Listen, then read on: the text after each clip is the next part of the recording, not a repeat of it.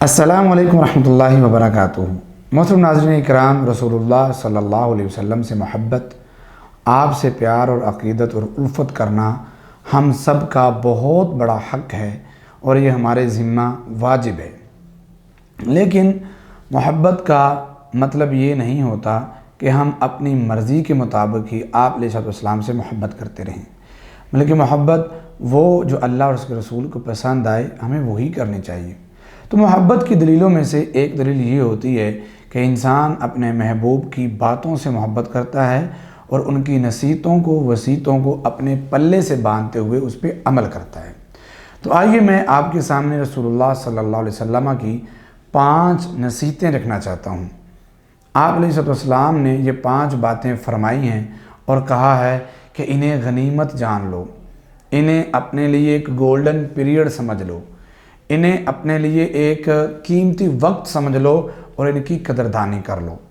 روایت مستدرک حاکم میں ہے، حدیث نمبر 7846 ہے۔ آپ علیہ السلام فرماتے ہیں، لوگوں 5 چیزوں کے آنے سے پہلے 5 چیزوں کو غنیمت جانو۔ ان تغم خمسن قبل خمس، 5 کے آنے سے پہلے 5 کی قدر کر لیجئے۔ نمبر 1، آپ فرماتے ہیں بڑھاپا آنے سے پہلے جوانی کو غنیمت سمجھو، اس کی قدر کر لو۔ جوانی میں اپنے نبی سے محبت کر لو، جوانی اپنے نبی کے نام کر دو، جوانی کی راتیں اور جوانی کے دن اپنے نبی کی نصرت، اپنے نبی کے پیغام اور آپ علیہ السلام کی احادیث کو پھیلانے میں لگا دو۔ دوسرا، آپ فرماتے ہیں بیماری آنے سے پہلے صحت کو غنیمت جانو۔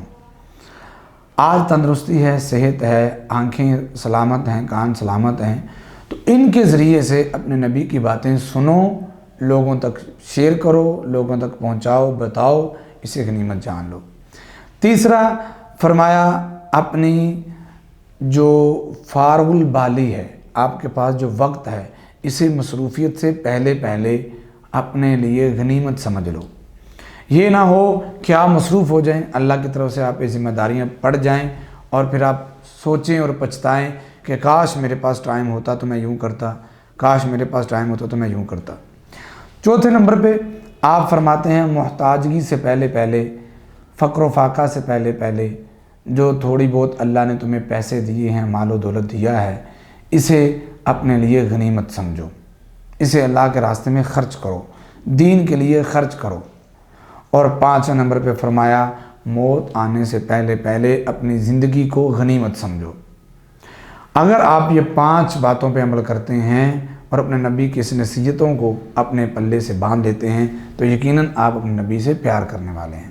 تو اللہ ہمیں اپنے نبی سے صحیح معنوں میں محبت وفاداری کے ساتھ پیار کرنے کی توفیق عطا فرمائے۔ آمین ثم آمین۔